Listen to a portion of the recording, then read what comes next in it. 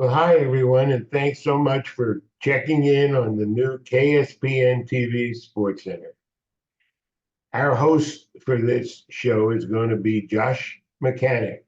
He is the play-by-play announcer for the Caneo Oaks baseball team. So, Josh, welcome aboard.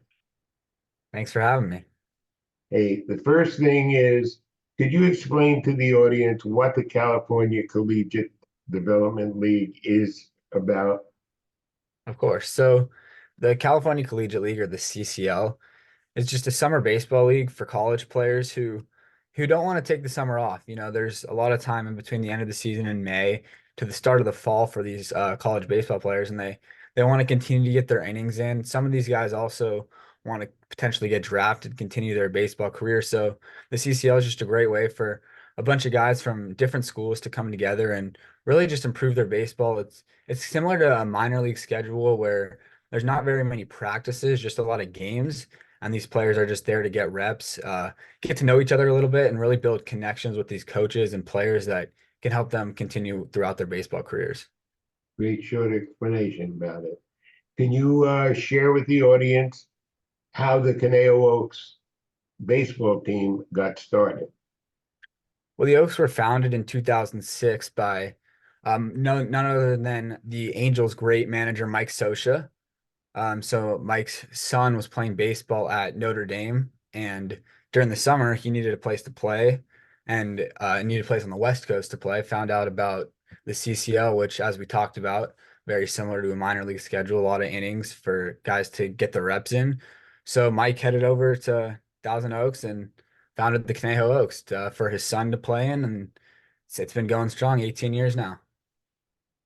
And certainly, KDTV got started in 2010, live streaming all of the games that are played during the summer. So that's exactly what you're doing right now. So let's try and get into what we're going to do. Okay, is first give a description of the standings in the league as of today. So I'm going to go in a sharing mode, and you can start whenever you feel like, and you're ready. All right. So, as always in the CCL South, the Santa Barbara Foresters tend to be the cream of the crop.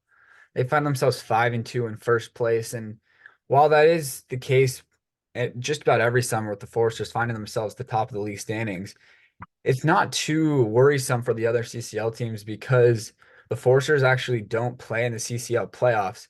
So while they are technically the one seed, the rest of the teams in the CCL South have a great chance to technically be the one seed in the CCL South playoff standings. But the rest of the South is as follows, with the Saints following the Foresters.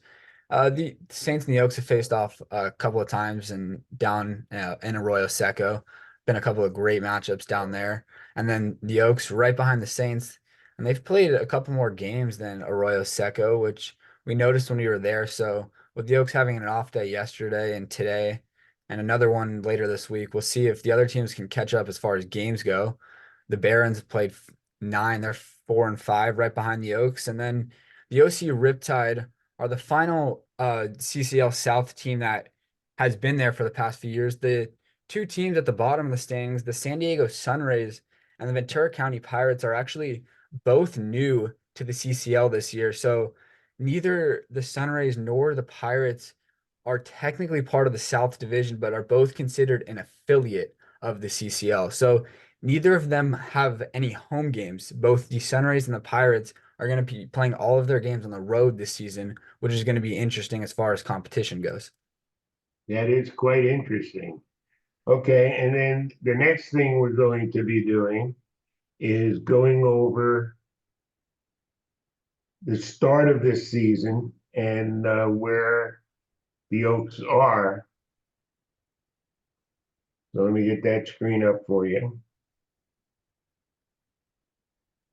And if you can give the audience just a general description of the games as you go down, especially the ones that were pretty exciting. Yeah, so The Oaks are 5-3 5-3 in CCL play, but 6-3 overall as they began their season in a non-league contest with the Coastal Dodgers. That was a 9-2 victory. Then a loss to the OC Riptide, where the Oaks offense just didn't really put it together until they faced the MLB Academy Barons and then faced the Riptide again with 17 runs in 2 games. So it really seemed like the offense was clicking. The Oaks were 3-1, and then they went down to Pasadena, had a 5-2 lead headed in the ninth. It looked like the Oaks were going to be 4-1, an excellent start to the CCL summer before a 4-run ninth inning by the Saints walked off the Oaks. They end up losing 6-5, then lose the next game to the Pirates 2-1, and all of a sudden the Oaks were 3-3. People started to get worried a little bit, and then just like that, the Oaks won 3 in a row, beating the Foresters, who, as we mentioned, top team in the CCL South, and then a couple of nail biters at the MLB Academy Barons, one at home at Cal Lutheran, one down in Compton. A couple of really high scoring games, high powered offenses, and the Oaks were able to pull off a couple of victories. So they sit at 5-3 in the CCL season. And then starting Tuesday, tomorrow, the Oaks play back to back against the Foresters. So they play at Santa Barbara on Tuesday with a day off Wednesday, then at Santa Barbara again on Thursday before traveling down to Orange County on Friday to face the Riptide. And that ends a 4-game road trip for the Oaks.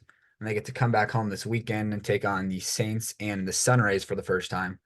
So it'll be an exciting week for the Oaks. Two games against the Foresters are definitely going to make for some good baseball. Boy, they've had some games over the years against the Foresters, boy.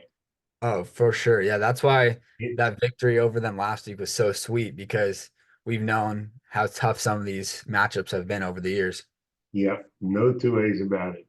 Okay, let's go over the Northern Division of the CCL and go over the standings so that the audience could know that there's both a North and a South division. Yeah, 100%. Yeah, the North Division actually the last couple of years has taken the CCL title, so definitely have to be aware of those Yeah, teams from the North. for sure. Well, it's funny to look at the CCL North standings and see a familiar face up in first place. The San Luis Obispo Blues at 4-2 are playing their first year in the CCL North, having come from the South, and they're really just in a difficult location up in San Luis Obispo, just halfway in between everyone. And some of these southern teams would have to take 5, 6 hour bus rides up to San Luis Obispo. So they finally decided to move them north. The there's no sight of the Healdsburg Prune Packers, who have actually won the CCL each of the last 2 years. I'm not sure if they just merged into a different team, but in second place behind the Blues is the Walnut Creek Crawdads, who have always seemed to find themselves in the CCL playoffs.